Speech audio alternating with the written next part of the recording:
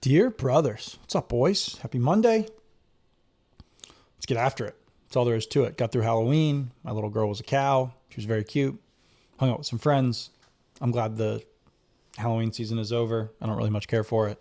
We're on to Thanksgiving. Christmas time is here. Oh, I'm ready. I could probably skip Thanksgiving too, which isn't great. I'm a Christmas guy. What can I say? Holiday season is a little crazy. My clients tend to fall off the wagon and might get trampled. Some people do really well. I'll give you guys some advice on managing that season here in the near future. But today we're getting into a fantastic topic that I've done a full course on that you guys can go check out at school.com/Dr. Jackson Taylor. But we're going to get into nicotine today. Popular topic right now. The majority of the guys I work with, somewhere around 3/4, are nicotine users, which is a wild statement to say. But it's common now. And, forever, obviously, it has been smoking. Smoking has decreased substantially. Smokeless tobacco has decreased substantially over the last several decades. I mean, considering that we've had commercials forever now talking about if you smoke and then you get lung cancer or different oral cancers or throat cancer, and you see people get their voice boxes pulled out and they're using the thing on their neck, and they've done a good job of making smoking very scary to people. And that has resulted in people not doing it as much. And so I'm going to get into what nicotine is today, my advice to you guys on its benefits, its downsides, how to approach it, and just give you some alternative thoughts on nicotine usage, just so that you can be a little bit more proactive and understand it. So first things first, nicotine is a plant alkaloid made by the Nicotianum tabacum plant. It's the word of the day. And it's a psychoactive. And so nicotine is a stimulant of sorts where it attaches to nicotinic acetylcholine receptors in the brain, which causes a cascade of neurotransmitter release and change and results in a host of benefits. People have better cognition, they have better memory, they are more focused, they are more alert, they tend to feel like they just don't feel as fatigued. That is what nicotine does. It has fantastic neurological effects. That's why it's become so popular amongst men that I work with and men all around the country, and has been for a long time now, although it wasn't really thought of that way. That's what it does. It just makes you more focused. And so that is something that people love. It's just an awesome thing that they can jump into. And so there's something that you need to understand about nicotine. The molecule itself, that stimulant, that psychoactive molecule, never changes. All that changes is the delivery mechanism with which you get nicotine. So you can get it from combustibles, your pipes, cigars, or cigarettes. You can get it from smokeless, your chew, dip, and snus. You can get it from vapes and e-cigs, or you can get it through pouches. And then there's, nicotine replacement therapy, which is your gums and lozenges and things like that. So let's get something out of the way first. All or almost all of the issues we see with nicotine use are when it is used with the first three that I mentioned, your vapes, e-cigs, your smokeless tobacco, and your combustibles. That is the majority of where bad things happen with nicotine use. It's not necessarily the nicotine itself that's causing all of those issues. It's issues. It's the mechanism. Smoking is still causing greater than 8 million unnecessary deaths per year. I think it's still the leading cause of unnecessary death worldwide. 1 million people die from secondhand smoke that weren't even smoking themselves every year. I think there's like 350,000 folks that in the US alone that die from smokeless tobacco specifically each year. About 350,000 annually from smokeless tobacco. That's worldwide. Smokers have a 2 to 4 greater risk of coronary heart disease and 2 times greater risk of stroke. There are basically 1 in 3 deaths are attributed directly to smoking.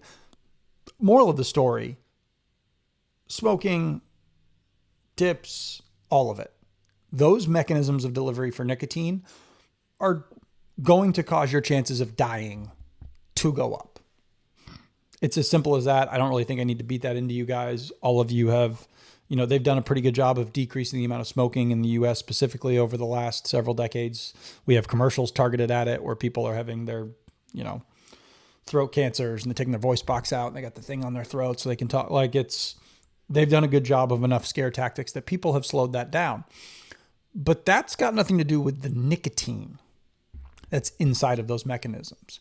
So what they've done is they have found better ways for us to get nicotine. And so that's where they introduced things like pouches. Vapes and e-cigs, I don't really need to spend a whole lot of time on. They have a bunch of garbage in them, from heavy metals to, I think they found formaldehyde in some of them, which is how we embalm bodies. Not great. There's some questions about long-term issues with your cardiorespiratory system and with your lungs. And again, I'm not a fan of any of that, so I'll lump them in, although they obviously don't have some of the same issues as like the combustibles and the smokeless tobacco, but still in that same category of problems. So let's get into pouch use, because this is just nicotine specifically with flavorings depending on what people get. Very common. Again, probably 3/4 of my guys are using them.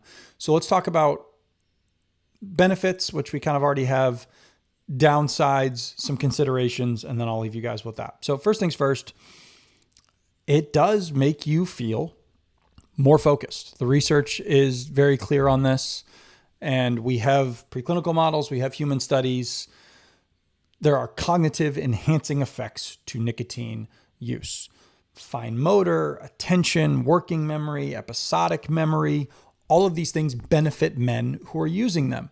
And so you have to understand that a lot of the guys that are using this, it's a performance enhancer. They're able to focus better at work. They're able to focus more when they're at home. If they didn't get a great night of sleep the night before because they're traveling. I mean, I have guys who will do red-eye flights and the next day they've got to present to various companies.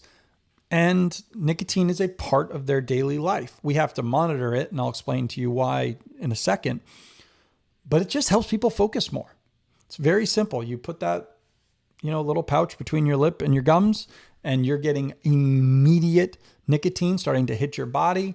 You get that kind of slow rise, and you're focused for hours, depending on how much you're using. And so there's a lot of great benefits to that, and men really enjoy it. Putting that aside, there are some problems that are associated with nicotine. Number 1, number 2, and number 3 are addiction. Nicotine is an addictive molecule.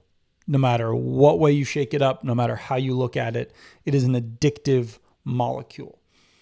And it causes dopamine release, and it activates your mesolimbic pathway. And the receptors that it attaches to are known to, they do cause addiction. That's what we see with opioids. It's what we see with hard drugs. Nicotine has some of those exact same effects, and it's an addictive molecule. Contrary to caffeine, unlike what people don't think of, contrary to popular belief, there was the fun phrase I was looking for, caffeine is not an addictive molecule. It does not have the same addictive profile as nicotine, for instance. It might cause some tolerance and dependence, but it does not cause addiction neurologically. Nicotine does. And so the problem with this is that when you start becoming addicted to nicotine, your dopamine receptors downregulate. And so what happens is that you have to get more nicotine to get the same level of satisfaction out of it compared to what you used to need. And so it kind of can become a shortcut to you feeling normal. So that chronic exposure is going to cause an increase in the amount of nicotinic acetylcholine receptors you have, but their sensitivity goes down. So again, you need more.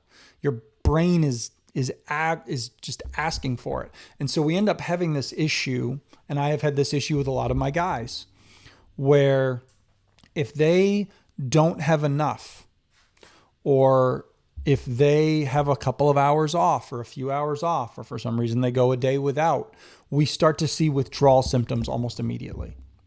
Irritability, anxiety, low motivation, fatigue, their concentration is all jacked up.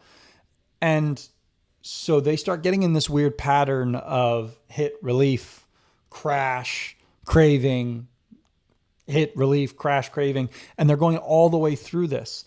And I have had family members reach out. I have had some of their friends reach out and be like, hey, this is becoming an issue because their irritability is unpredictable because of their usage. And even if it feels kind of low grade, I mean, I've had this with guys where they're like, man, I'm just dragging today. And I'm like, okay, well, what's that all about? They're like, well, I had trouble sleeping last night and I had 3, 4, or 5 pouches in my mouth when I tried going to bed. Not really a great option because, again, this is still a stimulant. So addiction is problem 1. Number 2, there is an acute increase in blood pressure and heart rate. So if you are someone who is dealing with a high resting heart rate already, you're dealing with some kind of cardiovascular issue, you are dealing with high blood pressure, which is a large portion of men in the United States, this is not a great option. If you have high blood pressure, you should not be doing anything that makes your blood pressure higher, especially by choice. You should be getting that down as best as you can. And no, that does not mean if you're on blood pressure medications, that means that you should be, oh, well, I'm on blood pressure medication, so that's lowering it. And so I'm also going to take nicotine on top of that. Also not great. Get all that under control, get your health under control, and then maybe we can talk about the use of nicotine. This really should strictly be for folks that are relatively healthy, because otherwise we're starting to see some problems there cardiovascularly, because you're getting that increase in blood pressure and increase in heart rate. So that's the other big issue that we see with nicotine usage. And so I kind of want you guys to walk away with this concept that nicotine is very beneficial neurologically. However, if you are starting to get addictive symptoms, you have got to start finding ways to wean off of that a little bit. And if you're smoking, you need to quit. If you're using smokeless, try to get that as best as you can. If you are starting to notice addictive symptoms, you need to start weaning a little bit off of it. However, if you're going to use nicotine, I don't really have any problem with my clients who use it. There are impressive benefits to it in terms of focus and being alert and being productive and what have you. And I get that. And we live in a hyper-productive society, and that's just a part of life. However, you should think about it as something that is a performance enhancer in doses, not a constant, because there is the addictive problem there. Nicotine isn't an enemy. It's not out there to get you. It's a performance enhancer, but it needs to be used in doses and when you need it. So for a lot of the guys that I work with, I try to make it where if they can structure their day, we structure their usage around when they need to be most productive. Almost never do I say to use post or like before dinner time. Roughly speaking is when I try to keep it away. I almost treat it like caffeine, where 6 to 8 hours before bedtime, you shouldn't be using, because it starts to impact your sleep. And this is a stimulant. If your sleep is getting wrecked, I don't care how good your performance enhancement is because of it, which actually might end up with you being more reliant on it because you're not sleeping. And so you're using it more often to try and stay focused.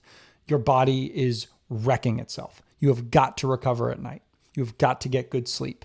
Having a stimulant in your system, not going to help your sleep. So you need to understand that use it as a quick performance enhancer. If you know, hey, I've got board meetings all morning. Hey, I've got to be on. I've got to write this morning for the next 3 to 4 hours. This is a good time for me to use.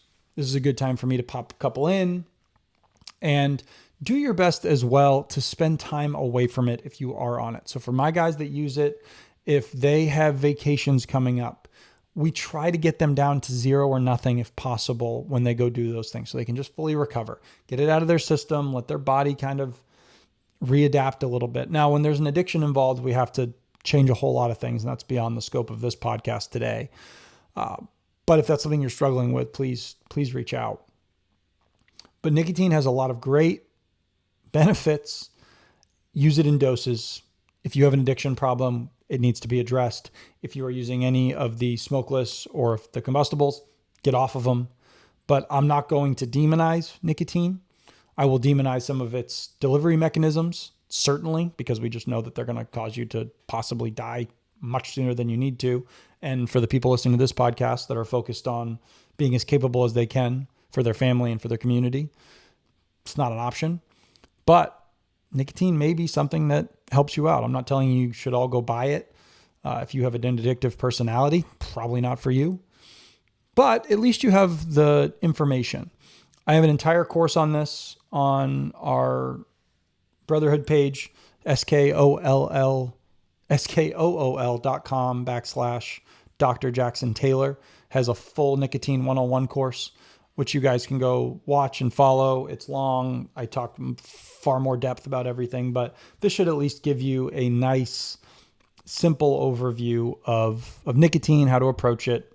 Don't demonize it, but also recognize the addictive properties. Get off of the bad stuff. Call it a day. That's it.